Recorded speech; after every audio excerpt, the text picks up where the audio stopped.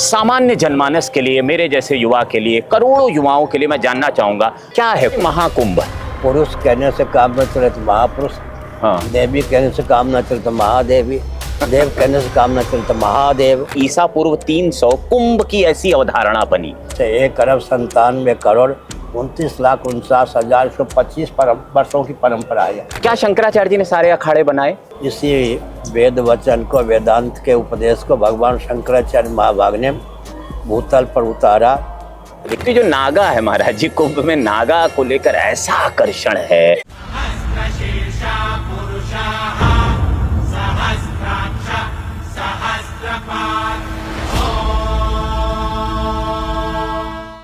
दशनामी सन्यासी अपने नाम के अनुरूप अगर काम करें कोई विप्लव की स्थिति हो ही नहीं सकती। शंकराचार्यों में आपस में क्यों नहीं पड़ती है?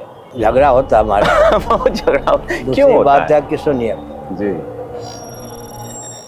अरे आप कैसे कहेंगे, हमको मालूम है ना, आप 150 साल के।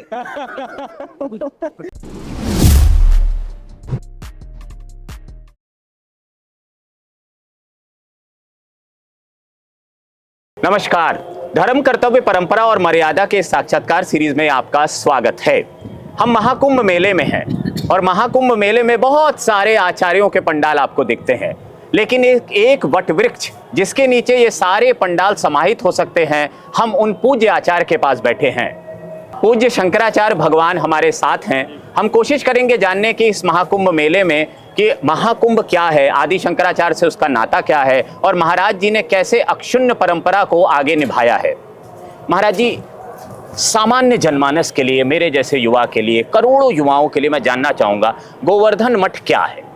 ऋग्वेद से संबद्ध है। ब्रह्मा जी के पूर्व मुख से ऋग्वेद की अभिव्यक्ति हुई, दक्षिण मुख से यजुर्वेद की अभिव्यक्ति हुई, पश्चिम मुख से सामवेद की अभिव्यक्ति हुई, उत्तर मुख से अथर्ववेद की अभिव्यक्ति हुई। योग ऋषिकोपनिषद आदि के अनुसार जी इसी वेद वचन को, वेदांत के उपदेश को भगवान शंकराचार्य महाभाग ने भूतल पर उतारा। ऋग्वेद से संबद्ध गोवर्धन मठ पूरी पीठ है। यजुर्वेद से संबद्ध रामेश्वरम क्षेत्र में श्रृंगेरी है। सामवेद से संबद्ध द्वारकापुरी में एक मठ है। अथर्ववेद से संबद्ध बद्रीनाथ क्षेत्र में जोशी मठ है, ज्योतिर्मठ। 4 वेद हैं, चारों वेद से संबंध एक मठ है। तो महाराज जी, आदि शंकराचार्य जी का जीवन जब हम पढ़ते हैं, और हम तो हिंदी और इंग्लिश में पढ़ सकते हैं, हमें तो संस्कृत भी नहीं आती, हम वैसे हिंदू हो गए हैं, तो जब हम पढ़ते हैं तो हमें पता लगता है कि वो कुछ वर्ष की उम्र में जब वो अपने गुरु के पास, गौड़पादाचार्य जी, गोविंदपाद जी के पास पहुंचते हैं, उसके बाद से दशनामी परंपरा बनाने का जो विचार है वो कहाँ से उनके जीवन में आता है? ऐसा है ना कि भौगोलिक दृष्टि से विचार करें, सांस्कृतिक दृष्टि से विचार करें, शैक्षणिक दृष्टि से विचार करें, सब तरह से उत्तम है। जैसे हम कहते हैं भारतीय सरस्वती जी, शिक्षा से संबद्ध ये दोनों सन्यासी के नाम है, सन्यासी है। उच्च कोटि का जो शिक्षण संस्थान है जी, उसमें जो दिव्यता का संचार करें उनको सरस्वती कहते हैं। मध्यम और अवर कोटि के शिक्षण संस्थानों को दिशाहीन न होने दें, नीति अध्यात्म से समन्वित रखें, उसको भारती कहते हैं जी। इसी प्रकार बृहद अरण्य का नाम वन है, लघु वन का नाम अरण्य है जी। हमारे वन सुरक्षित रहें, अरण्य सुरक्षित रहें, वनवासी सुरक्षित रहें, अरण्यवासी सुरक्षित रहें। छोटे पर्वत का नाम गिरि है, बृहद गिरि का नाम पर्वत है, हमारे पर्वत सुरक्षित रहें, गिरि सुरक्षित रहें, गिरिवासी और पर्वत निवासी जो पर्वत है वो सुरक्षित रहे। इसी प्रकार सागर हमारे सुरक्षित रहें, सागर में रहने वाले जीवजंतु सुरक्षित रहें, सागर के तट पर जो निवास करते हैं वो सुरक्षित रहें। इन सब दृष्टियों से विचार करेंगे तो हर प्रकार से दशनामी सन्यासियों की उपयोगिता सिद्ध होती है। दशनामी सन्यासी अपने नाम के अनुरूप अगर काम करें कोई विप्लव की स्थिति हो ही नहीं सकती। तुम्हारा जी, ये तो बड़ी वृहद व्याख्या हो गई, क्योंकि हम तो उसे खाली सन्यास परंपरा से जोड़कर देख रहे थे, गिरि, वन, पर्वत, अरण्य, समुद्र। इसीलिए तो हमने कहा कि जी, व्यापक जी। और अब इतिहासकार ये कहते हैं कि आज से 10,000 वर्ष पूर्व आनुष्ठानिक नदी स्नानों की शुरुआत हुई। एक इतिहासकार एस बी वर्मा हैं। इसके बाद के इतिहासकार कहते हैं कि ईसा पूर्व 300 कुंभ की ऐसी अवधारणा बनी। ऐसे समुद्र मंथन का काल निर्धारित किया जाए, कलश, अमृत कलश जहाँ जहाँ रखे गए वहाँ कुंभ का आयोजन हुआ, वो तो लाख को भी पार कर जाएगी व्यवस्था। तो फिर आदि शंकराचार्य जी ने किस तरह कुंभ को व्यवस्थित किया? भगवान शंकराचार्य महाराज ने कुंभ का सदुपयोग किया। परंपरा तो पुरानी ही थी जी। ताकि यहाँ पर आकर जंगम तीर्थ, तुलसीदास जी ने भी लिखा, हाँ। जंगम तीर्थ के रूप में सन्यासी आदि होते हैं। स्थावर तीर्थ वह ही, यहाँ पर पृथ्वी दिव्य है, जल भी दिव्य है, तेज भी दिव्य है, वायु आकाश भी दिव्य है। प्रयाग का बहुत महत्व है, अपने आप में गंगा का महत्व है, यमुना का महत्व है, अंतर सलिला सरस्वती का महत्व है। तीनों का संगम हो तो सोने में सुगंध बहुत बढ़िया है। जंगम तीर्थ के रूप में शंकराचार्य तुलसीदास जी महाराज ने शंकराचार्य इत्यादि संतों को उद्भाषित किया। जंगम तीर्थ, चलते फिरते तीर्थ। जी जी। तीर्थ माने तारने की सामग्री, तारने वाला व्यक्ति, तारने वाली वस्तु, तीर्थ का अर्थ ये होता है। जी। तो अब महाराज जी, सनातन को लेकर इस समय तो बड़ी जागरूकता आ गई है समाज में तमाम वजहों से, और मैं राजनीतिक सवाल पूछता नहीं हूँ, लेकिन मैं ये समझना चाह रहा हूँ, ये जो वैदिक धर्म है इसके सामने बड़ी चुनौतियाँ हैं महाराज जी, और उन चुनौतियों को आप हर दिन अपने व्याख्यान में रखते ही हैं। क्या चुनौती है? विधर्मियों की चुनौतियाँ हैं, हिंदू आलसी होने की चुनौती है। हमसे तो ऐसा है जी। सुसंस्कृत, सुशिक्षित, सुरक्षित, संपन्न, सेवा परायण, स्वस्थ, सर्वहितप्रद व्यक्ति और समाज की संरचना। ये जितने भी आर्योचित शील से मानवोचित संस्कार संपन्न होंगे, खंडन नहीं कर सकते। सुसंस्कृत, सुशिक्षित, सुरक्षित, संपन्न, सेवा परायण, स्वस्थ व्यक्ति और समाज की संरचना, यह हमारा लक्ष्य है। यही राजनीति की परिभाषा है। राजनीति, राज, धर्म, दंड, नीति, अर्थनीति, क्षात्र धर्म, क्षत्रियों का धर्म, ये पांचों एक अर्थक पर्यायवाचक हैं मत्स्य पुराण, अग्नि पुराण, महाभारत आदि के अनुसार। जी। राजनीति का नाम महाभारत में राज धर्म है, नीति और धर्म पर्यायवाचक है, अनीति और अधर्म एक अर्थक है। महाराज जी, जो थोड़ा सा अध्ययन है उसके अनुसार शंकराचार्य जी ने आमनाय और पद, ये दोनों का निर्माण किया। पद को लेकर आजकल बड़ा कंफ्यूजन है, कौन जगत गुरु, कौन शंकराचार्य। आपको अगर याद हो 2010 में एबीपी न्यूज़ में हमने सभी शंकराचार्य महाराज, आप भी आए थे, स्वरूपानंद सरस्वती महाराज, भारती तीर्थ महाराज जी भी थे, तो और तब हमने स्वयंभू फर्जी शंकराचार्यों को लेकर एक मुहिम जैसा चलाया था। तो ये पद कैसे, मतलब जनता कंफ्यूज। हाँ। अगर कोई व्यक्ति मोदी जी के अतिरिक्त अपने को भारत का प्रधानमंत्री कहे जी, अवकाश प्राप्त तो भूतपूर्व होते हैं, वो तो चल भी बसे। जी जी। मोदी जी प्रधानमंत्री के पद पर प्रतिष्ठित हैं। अगर कोई भारत का प्रधानमंत्री और कह के घूमे तो या तो विक्षिप्त माना जाएगा या अराजक माना जाएगा। अराजक होगा तो जेल में ठूसा जाएगा, विक्षिप्त होगा चिकित्सालय में ठूसा जाएगा। शासन तंत्र की सहभागिता ना हो तो कौन साहस करे। जी। शासन तंत्र कोई अभीष्ट नहीं है कि सनातन परंपरा में आस्थान्वित वर्णाश्रमनिष्ठ कोई व्यक्ति धर्माचार्य के पद पर प्रतिष्ठित रहे। बिल्कुल। यह बीमारी नरसिंह राव के समय से चली। अच्छा। वाजपेयी जी ने भी इसको विकसित किया। हाँ। मोदी जी खूब विकसित कर रहे हैं।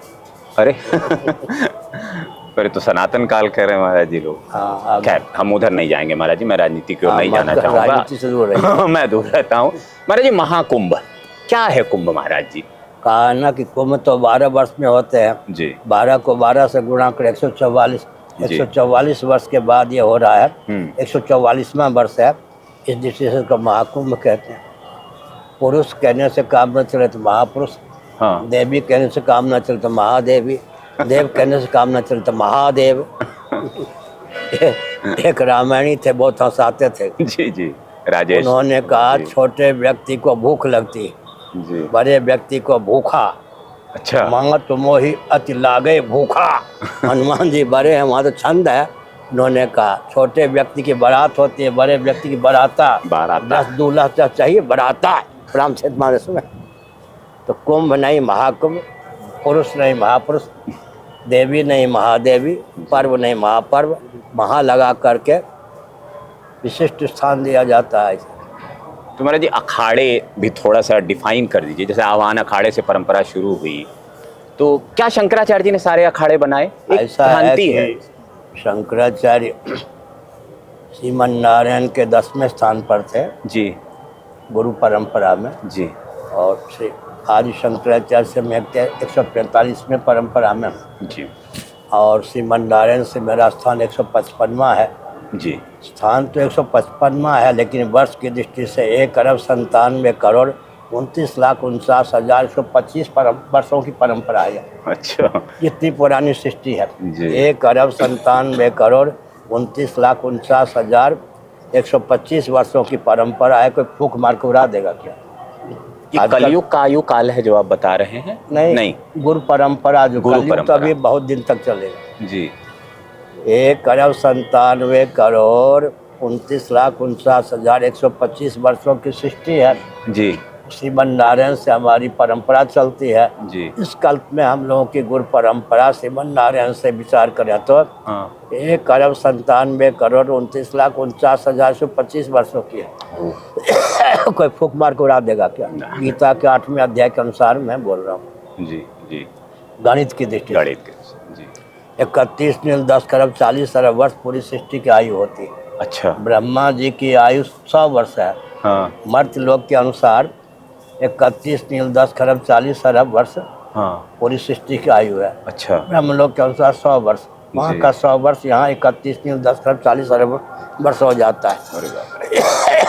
जैसे देवताओं के दिन रात्रि में, मनुष्यों के दिन रात्रि में काल को लेकर भेद है या नहीं? उत्तरायण दक्षिणायन, वहाँ तो 6 महीने के दिन 6 महीने के रात, यहाँ तो 12-12 घंटे के 24 घंटे में हो जाते रात दिन। तो अखाड़ों का निर्माण आदि शंकराचार्य भगवान ऐसा है कि भगवान शंकराचार्य महाराज बौद्धों के शासन काल में हाँ। जो वर्णाश्रम व्यवस्था शिथिल हो गई थी, उसको उन्होंने पुनः उज्जीवित किया। जी। तो वहाँ तो प्रामाणिक सुधन्वा राजा इत्यादि क्षत्रिय थे ही। कालांतर में जब फिर दूसरों के चपेट में आकर वर्णाश्रम व्यवस्था शिथिल हो गई, बाद के शंकराचार्य के द्वारा अखाड़ा इत्यादि का निर्माण हुआ। वस्तुस्थिति यही है। तो महाराज जी आप एकमात्र शंकराचार्य क्षत्रियों का विकल्प है ना?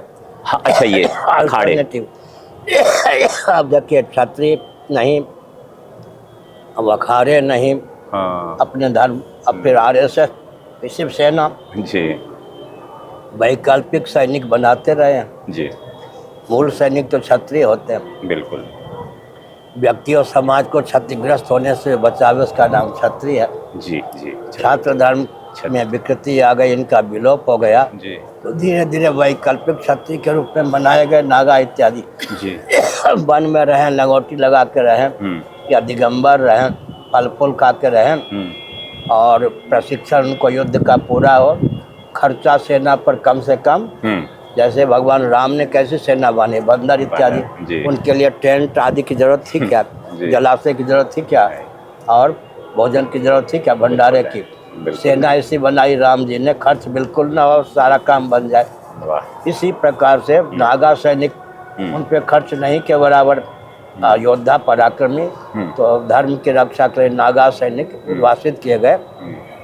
इसके मूल में सिद्धांत है कि सेना पर खर्चा कम से कम हो, उनको प्रशिक्षण पर्याप्त हो, जौहर दिखा सके, अस्तित्व राजस्व की रक्षा के लिए सदा तैयार है।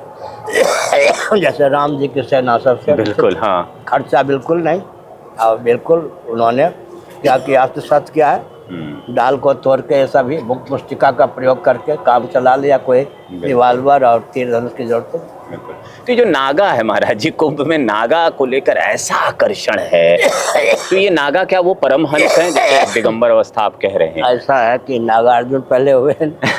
नागा माने दिगंबर, दिक ही अंबर है। जी। अंबर जो होता है माने वस्त्र होता है। जी। तो अब ऊपर भी वस्त्र, नीचे भी वस्त्र। वस्त्र का क्षेत्र पर मनुष्य कम होगा या नहीं? हाँ। क्या? तो पृथ्वी का जल का वस्त्र कौन है? पृथ्वी। अच्छा। तेज का जल कौन, तेज का वस्त्र कौन है? जल। अग्नि का वस्त्र कौन है? जल, तेज का। और वायु का वस्त्र कौन है? तेज। आकाश का वस्त्र कौन है? वायु। और अव्यक्त का वस्त्र कौन है? आकाश। और आसमान का वस्त्र कौन है? अव्यक्त, अवशक्त। अच्छा। ये वस्त्र का क्रम है, ये आवरण है, ये वस्त्र है। जी। आगे तो मतलब नागा वो जो दिगंबर है जिसका आकाशी वो है। आकाश दिक अंबर, आकाशी माने बाहर कोई अस्त्र शस्त्र नहीं। तो महाराज जी शील की रक्षा के लिए जब समाज में आवे, कम से कम लंगोटी धारण करे। अच्छा, ये है ताकि लोगों के मन में विकृति ना हो। बिल्कुल, हाँ। और वैसे नागा, महाराज जी आप और वो ऐसे होता है कि नागा का मौलिक अर्थ है अविद्या, काम, कर्म, जो ये वस्त्र है, आवरण, इनसे रहित अच्छा, आध्यात्म धरातल। बंधन में 3 हेतु, अविद्या, काम और कर्म। हाँ। तो तीनों वस्त्रों से रहित हो गए तो नागा हो गए, तत्वज्ञ नागा होते। सन्यासी और नागा में अंतर होता है महाराज जी? ये अब सन्यासियों का ना, क्षत्रियों हाँ। क्षत्रियों का विकल्प नागा सैनिक है। ये सन्यासी तो अपने को कहते हैं। हाँ। अब वैष्णव कोटि के भी नागा होते हैं, सन्यासी कोटि के भी होते हैं। उदासीन संप्रदाय में भी नागा होने लगे, अनुकृति है। जी, मूलतः तो सन्यासी हाँ। नागा होते थे, वैष्णवों के यहाँ नागा होने लगे, अनुकृति है, जी, जी, अनुकरण है। जी, अनुकरण है, जी। तो महाराज जी आप एकमात्र शंकराचार्य हैं जिनके गुरु ने जीवित में आपको शंकराचार्य बनाया, खुद पद छोड़ दिया, निरंजन तीर्थ महाराज जी। तो ये परंपरा जो है वो अक्षुण्ण बनी हुई है, या इसमें, जैसे मैं खुल के कहूँगा, मैंने सुना द्वारका के एक शंकराचार्य जी हुए जो विदेश यात्रा पे गए गणित का प्रचार करने, मुझे नाम तो नहीं उनका याद आ रहा है, लेकिन वहाँ से लौट के आए फिर। तो ये परंपरा की ऐसा चुनौती है जी, कि भारती कृष्ण जी महाराज पूरी पीठ के बाद हो गए। हाँ पहले द्वारका के थे जी, लेकिन उन्होंने मर्यादा की रक्षा की। हाँ पूरी पीठ के जो उस समय शंकराचार्य थे, उन्होंने कहा हाँ, मैं आपको पूरी पीठ के शंकराचार्य के पद पर प्रतिष्ठित करना चाहता हूँ। उन्होंने कहा मैं एक हो करके 2 पद नहीं संभाल सकता, उचित नहीं है। जी, तो अपने किसी खास व्यक्ति को द्वारका के शंकराचार्य का पद दिया और बाद में स्वयं पीठ के शंकराचार्य बने। यह मर्यादा है। गणित के जो विशेष विद्वान थे भारती कृष्ण जी महाराज जी, जिन्होंने विश्व को वैदिक मैथमेटिक्स दिया, जी, दी, हाँ जिनके वैदिक मैथमेटिक्स 400 पृष्ठों में है, हाँ। मूल अंग्रेजी में है, जी, सूत्र संस्कृत में, हिंदी अनुवाद भी है। जी, और उनके 25 पृष्ठों की व्याख्या हमने 1457 पृष्ठों में की। अच्छा, कंप्यूटर में है, आप छपने की स्थिति में। जी, जी। तो अब एक और भ्रम है समाज में महाराज जी, और मैं एकदम स्पष्ट पूछूंगा कि शंकराचार्यों में आपस में क्यों नहीं पटती है? कैसे पढ़ता? आम लोग ऐसे ही पूछते, सोचते हैं महाराज जी, झूठ नहीं कहूंगा। हाँ, झगड़ा होता है हमारा। बहुत झगड़ा दूसरी क्यों होता बात है कि सुनिए, जी, लोभ, भय, कोरी, भावुकता, अविवेक, वाणी पढ़ना हो, हाँ, गुप्त या प्रकट किसी राजनीतिक दल का समर्थक न हो, राजधर्म का प्रतिपादक हो। अब वो आजकल संतों में देखिए, सपाई संत, बसपाई संत, भाजपाई संत, कांग्रेस संत, और शंकराचार्यों में ढूंढने जाएंगे तो वर्तमान में जिसका शासन होता है उसके अनुगत हो जाते हैं, धन मान का लाभ होता है।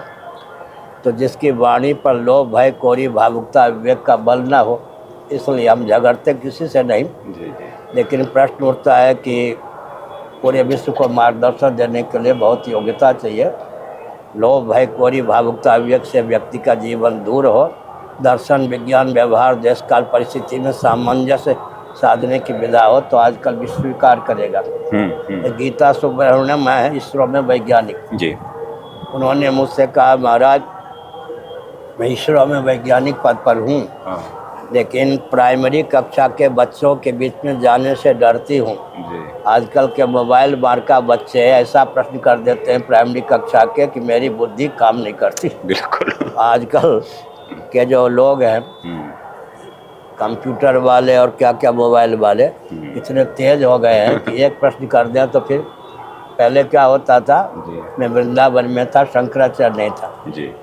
एक कोई दंडी स्वामी पढ़े लिखे थे, स्वामी अखंडानंद जी महाराज के यहाँ प्रवचन करने आए जी।